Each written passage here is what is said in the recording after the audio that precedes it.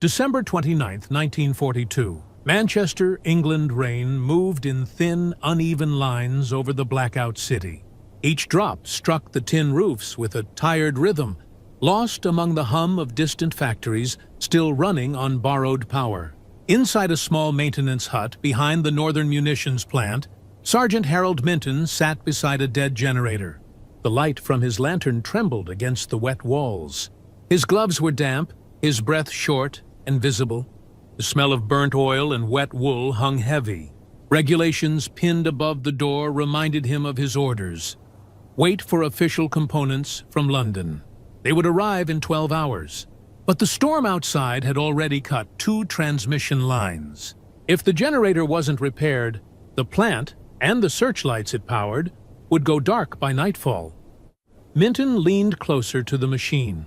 The copper coils were stripped, insulation burned away by last night's surge. He knew what it needed: a precise gauge of wire, properly sealed, properly signed off. None of that existed here.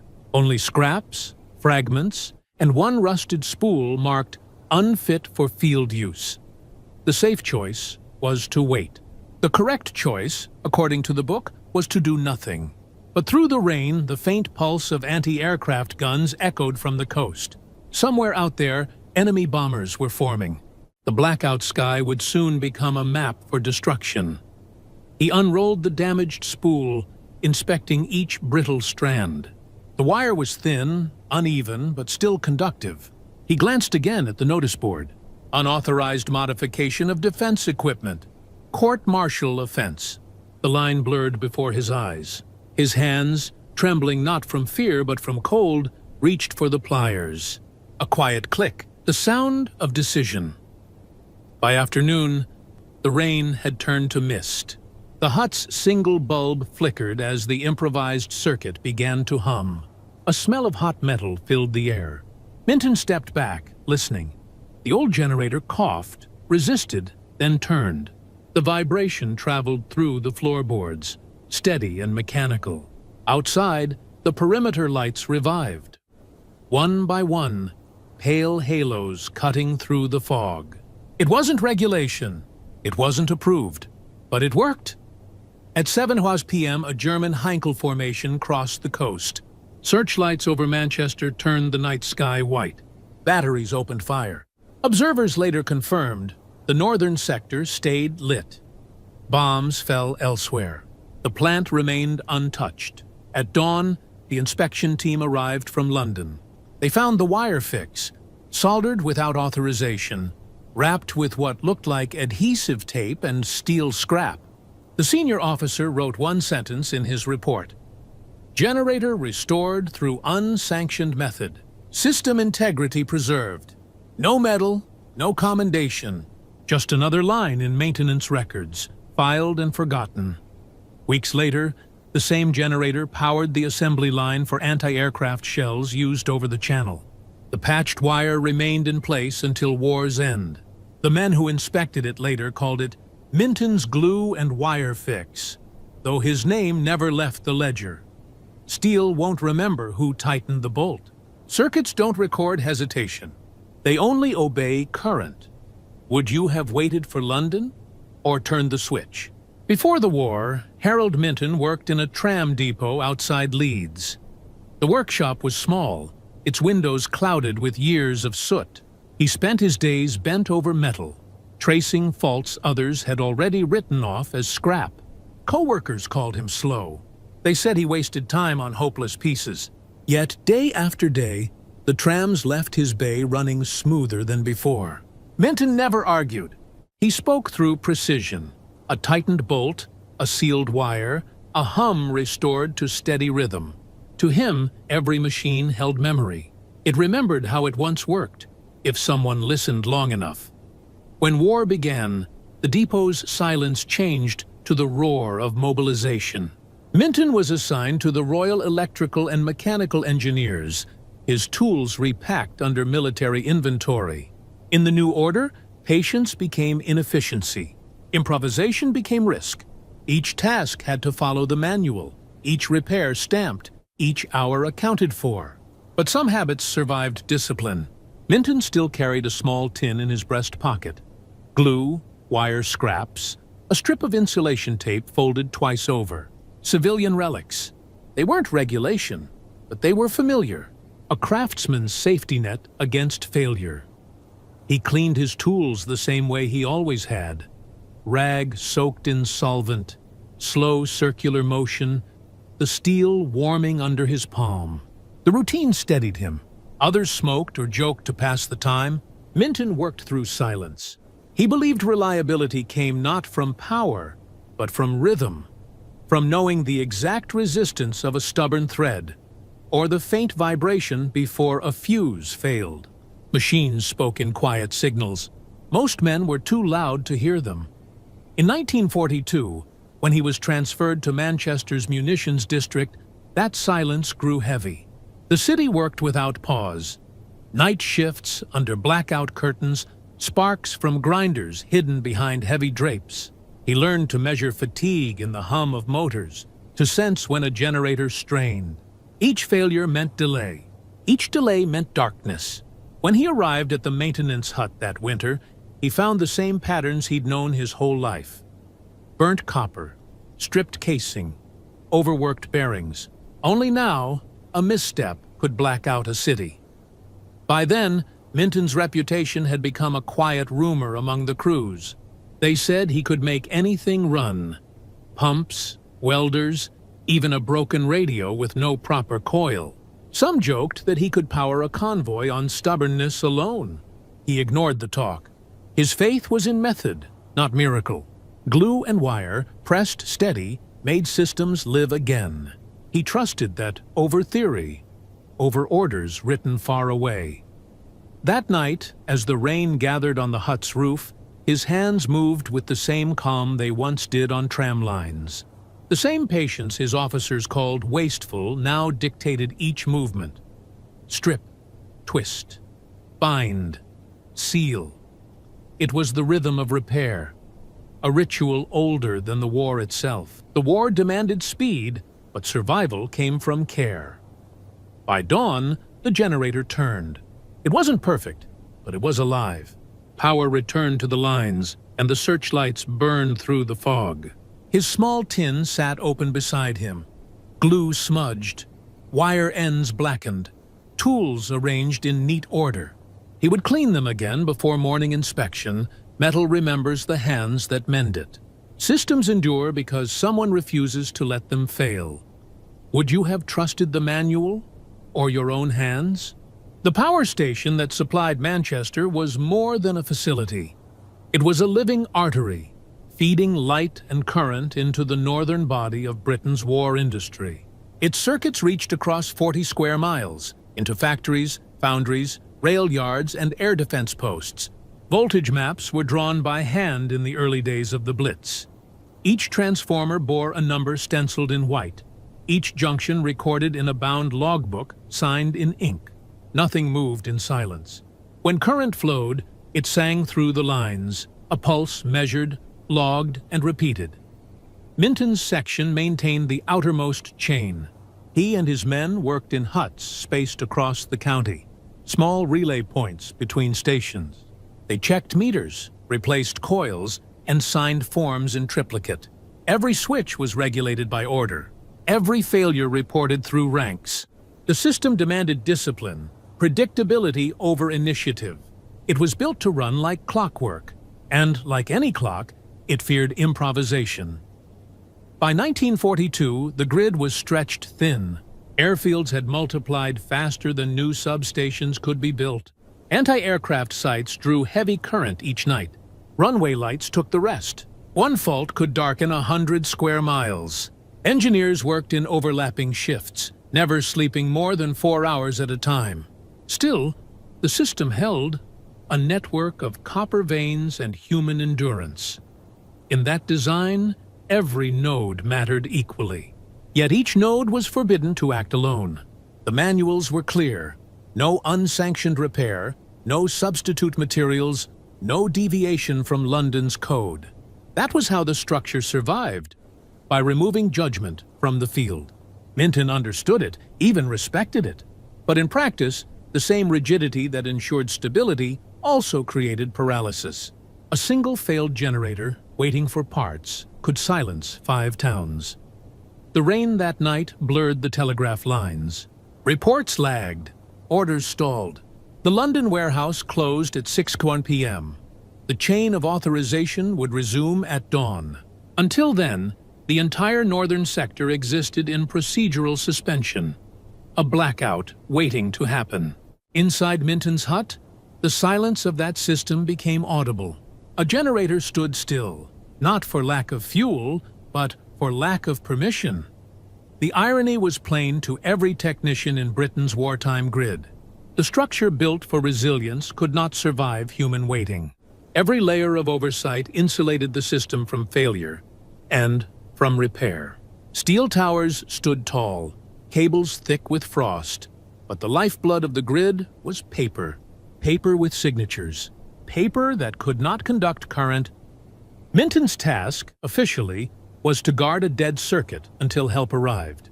Unofficially, he was the last link between blackout and continuity.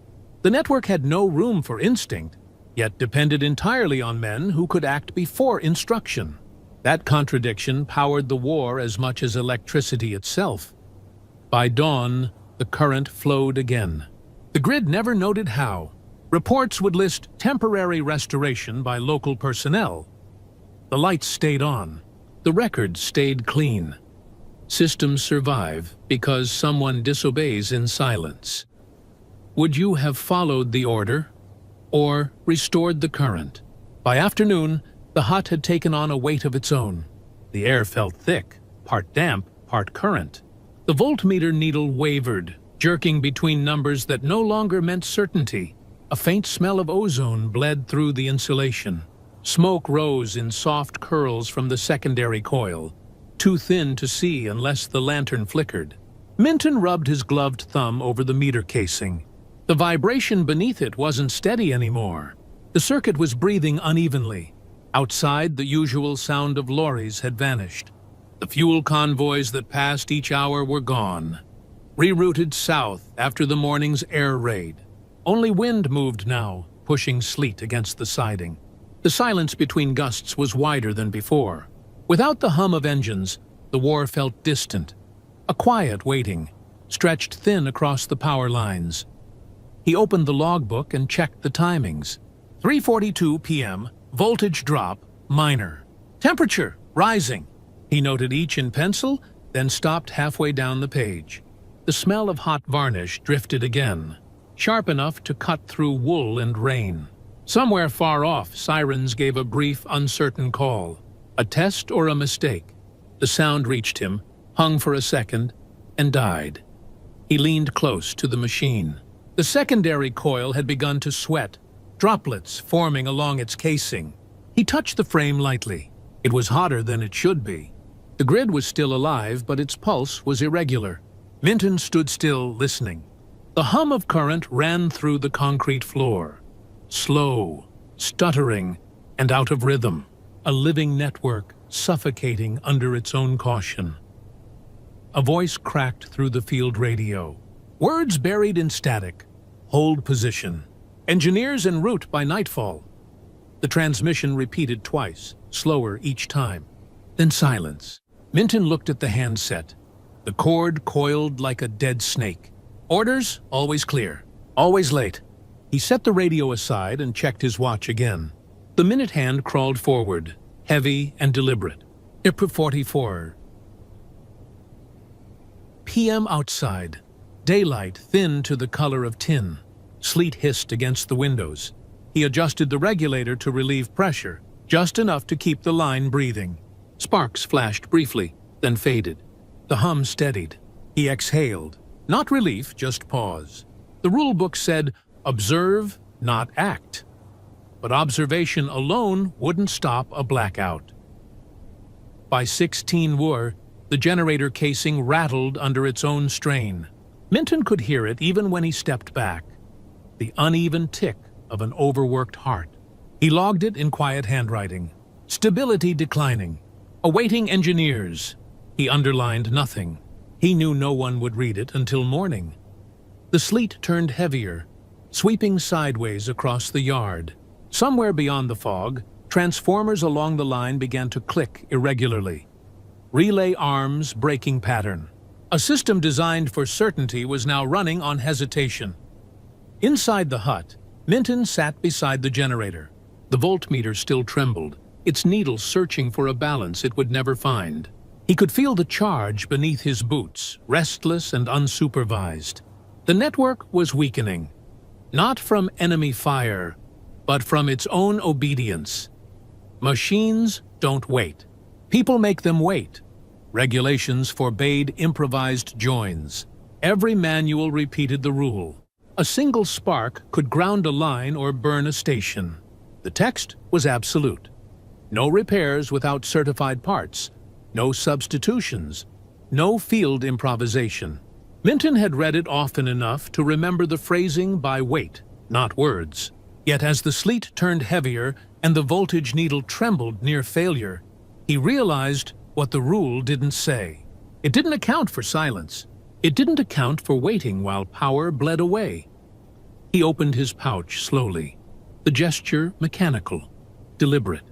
Inside were the things he wasn't meant to have: a tin of adhesive resin, a coil of stripped wire, and a narrow strip of metal salvaged from an old fuse bracket. Each piece carried memory. Each had once belonged to something that failed and been made to work again. He laid them out on the bench like instruments in a ritual. Outside, the convoy roads had gone quiet.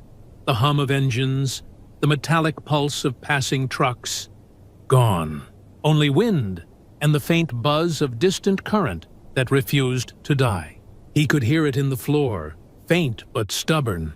The generator was still alive, but its pulse was weakening. Minton turned the coil between his fingers. His father had taught him that wire wasn't just metal, it was trust. If the current's honest, he used to say, the wire will hold. In the tram shop, that had been gospel. Here, in uniform, it was heresy. He looked at the rulebook pinned to the wall, the official seal printed above neat instructions, then back to the generator's cracked insulation. The choice was simple: wait for permission, or act before the system stopped breathing. He tore a small strip of tape and began cleaning the copper ends. Each movement was unhurried, his breath fogged against the lantern glass. The sound of aircraft engines, distant, layered, pressed faintly through the sleet. No formation yet, but close enough that the air seemed to carry their rhythm. He tightened his grip on the wire. The smell of resin filled the hut. At 4:23, the voltmeter needle dropped, then flicked once, twice, and settled at 0. The current had broken. Minton did not look up. He stripped another inch of wire, sanded the edge of the bracket, and aligned the ends. The field manual called this a breach of procedure. He called it continuation. The adhesive hissed faintly as it sealed under his touch. A spark snapped, brief but contained. For a second, he froze. Then, slowly, the hum returned.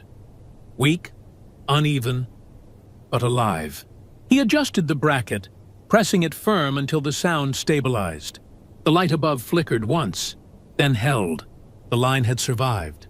He wrote nothing in the logbook, only wiped his hands, closed the tin, and listened. The aircraft sound had moved west. The system's pulse steadied beneath the concrete. The war outside went on, unaware that one unauthorized join had held an entire sector's light. Machines obey the hands that keep them breathing. Systems survive because someone chooses not to wait. At 6:07 p.m., Harold Minton broke regulation. The act was simple, almost unnoticeable. A man leaning over a machine, his breath steady, his tools quiet. But on paper, it was a violation worthy of discharge. He tore back the last layer of insulation and exposed the raw copper beneath. The air smelled of damp cloth and ozone. The rulebook said stop. The current demanded now. He mixed adhesive resin with a small brush, the bristles clotted and stiff from use. The mixture hardened too fast in the cold air, but he pressed it into place anyway. The damaged coil hissed faintly, alive under his touch. He wound stripped wire around the fracture, tight and uneven, each turn pulling current closer to order. From his ration stove, he drew a thin flame and passed it across the joint. Glue smoked.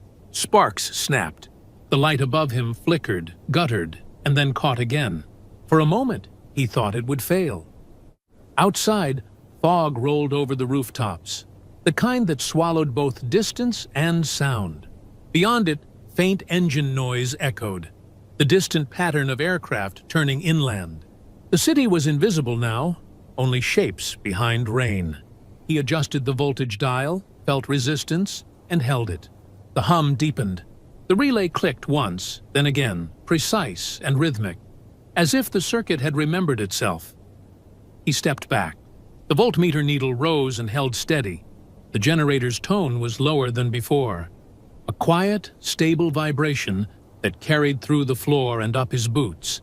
The current had returned, rough around the edges but whole. Minton exhaled. He wiped his forehead, not realizing the sweat was mostly rain. He checked his wristwatch. 6:10 p.m. Less than 3 minutes since the break. To the system, nothing had happened. To the night, everything had. He closed the tin of resin, his hands trembling from effort. A small burn mark darkened the inside of his wrist, where the copper had sparked against skin. He pressed it once, then let it sting. No record would note it. No report would list it.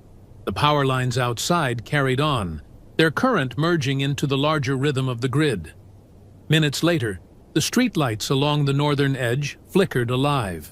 Through the fog, faint halos formed above the wet pavement, fragile but real.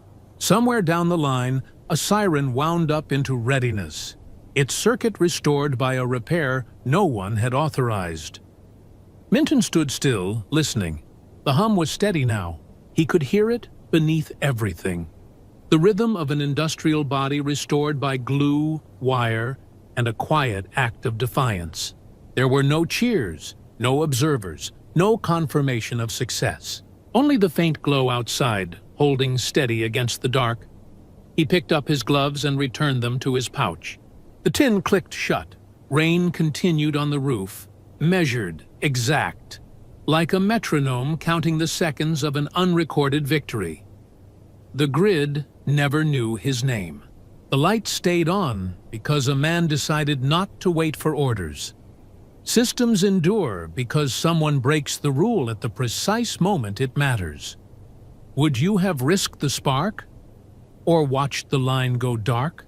At 7 to 12 p.m., the Luftwaffe reached the coast. Radar stations marked 20 aircraft crossing the North Sea. Altitude 10,000 feet. Course set for Manchester. The alerts moved inland by relay, post to post.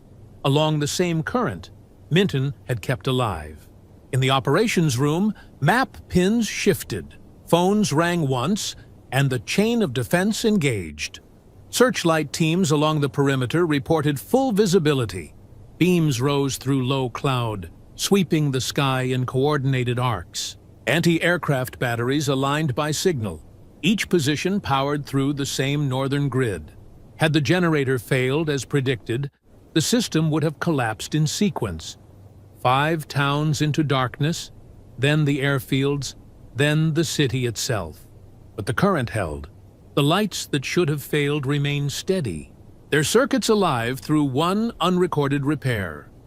Above the channel, pilots saw the pattern from miles away, a faint, glowing grid beneath them, like a net of light stretched across the earth.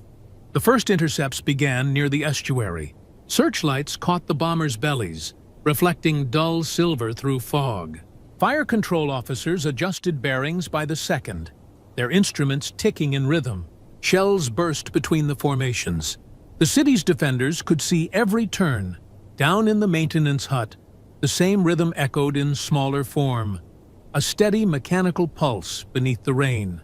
Minton sat beside the humming generator, the lantern casting thin shadows across the floor. His logbook lay open to a clean page. He wrote with deliberate strokes. Power restored via emergency loop. The words were regulation safe, vague enough to satisfy any audit. He underlined nothing. Outside, faint vibrations passed through the concrete. The concussion of distant flak. He listened, counting the intervals between blasts. Somewhere in that invisible sky, men fought in circles of light he had unknowingly preserved.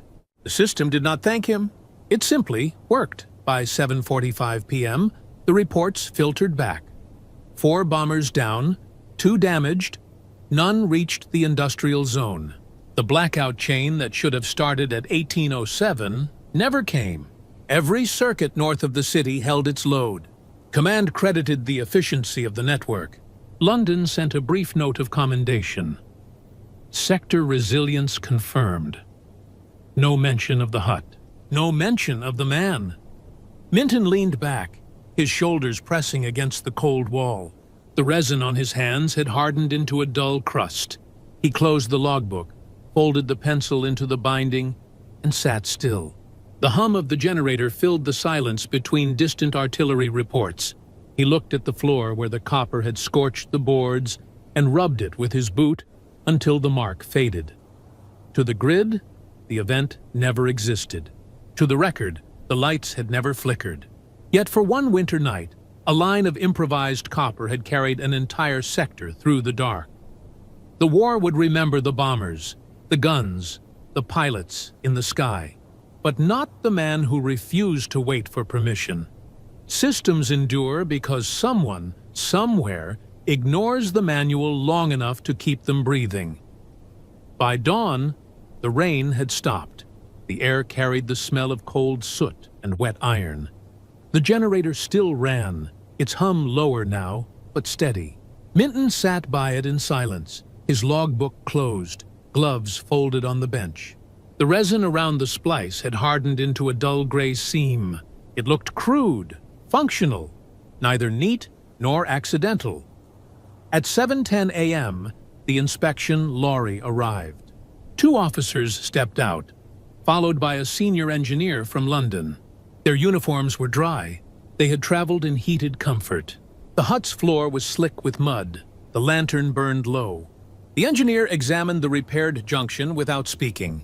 He placed a gloved hand over the wire, felt the vibration of current, and looked at the meter. The needle held perfect center. No one asked what had happened. No one asked who had done it. The senior engineer marked the logbook once, a clean line under the last entry. Under investigation. His voice was measured, almost indifferent. He noted that official parts had arrived by morning convoy, only a few hours late. The report would show that protocol had been followed, supply delivered, issue resolved. Minton stood aside while they recorded readings. The generator coughed once, then resumed its rhythm. One inspector wrote in small letters, "Temporary circuit integrity maintained despite improper repair." It was the kind of phrasing designed to close a file. The men finished their notes, stamped a seal on the report, and left without a word. Their boots left shallow prints in the thawing ground. He watched their vehicle drive away, exhaust hanging pale against the morning fog. For the first time in 12 hours, the hut felt empty, too quiet, too clean. He touched the wire once more, then switched off the lantern. His orders would come by noon, by week's end. Minton was reassigned to an auxiliary depot near York. The letter called it a strategic personnel rotation. No one mentioned the investigation, but everyone knew what it meant. The system had corrected itself, not through punishment, but through removal. Quiet competence had become procedural inconvenience. The depot was smaller, less vital, a warehouse for spare turbines and scrap. Minton went about his work the same way, cleaning tools, checking circuits, logging temperatures. He spoke little, wrote neatly, and carried the same small tin in his pouch. The men there called him the tram man, without knowing why. Elsewhere, factories resumed normal production. The Manchester plant reported 0 downtime. Searchlight crews along the coast filed their success, under favorable weather conditions. The foreman at the munitions plant later remarked in passing that someone up north kept the lights alive that night. but no name was attached, no citation issued. The report from the power station closed 2 weeks later. All records archived. The resin on Minton's repair held for the remainder of the war, never replaced, never mentioned again. For him, the silence was nothing new. Systems survived through men who worked unseen. And once a system survived, it no longer needed to remember how. Industrial endurance depends on invisible hands, those who act without permission and are quietly removed once order returns. Would you have waited for approval? Or kept the current alive knowing it would cost your name? Years later, after the war, Harold Minton returned to the same tram depot outside Leeds. The roof leaked now. The paint on the girders had peeled in long, curling strips. Machines that once hummed through the blackout ran slower, belts slipping, gears groaning with age. Yet the sound, that low, constant rhythm of a motor turning, still steadied him. He stood where he had once repaired brake lines for the city trams, tracing the same floor markings he had left behind years earlier. Nothing in the depot had changed much, except the men. The younger fitters didn't know what he had done during the war. They only knew he'd been with maintenance, some forgotten branch of the electrical corps. When asked about the raids, he gave the same answer every time: kept things running. The phrase sounded ordinary, unimportant, but to him, it was the whole truth condensed into 4 words. No record mentioned his name. No commendation reached him. The generator in Manchester had been dismantled years before, replaced by newer models from London. The report remained in storage. A single line noting temporary circuit integrity maintained. The phrase outlived every man who had signed it. The wire he spliced, the resin he melted, the scar on his wrist, all of it belonged to a story the system had quietly erased. Still, the grid he'd saved became legend in another form. Engineers who worked through the blackout cities began to repeat a quiet rule. No one wrote it down, but everyone knew it. Sometimes the system depends on the one who breaks it. Carefully. It was passed from workshop to classroom, depot to station. Not as defiance, but as duty. The understanding that machinery, like men, doesn't wait for orders when silence threatens to stop everything. Minton never corrected anyone. He fixed what was broken, cleaned his tools, and walked home with oil on his sleeves. On Sundays, he sat in the depot office, the one with the cracked clock and the smell of burned insulation. He would listen to the trams starting outside, each spark jumping between pole and wire, each connection humming into life. It sounded the same as that night, the faint thrum of current moving through wet air, refusing to die. He never spoke of Manchester. The war had ended, the lights stayed on, and that was enough. To him, victory wasn't a flag or a parade. It was the moment a system recovered without anyone noticing. Quiet success meant survival. Silence meant the machine still worked. By the time he retired, the depot had new supervisors, new methods, new manuals. His name disappeared from the roster.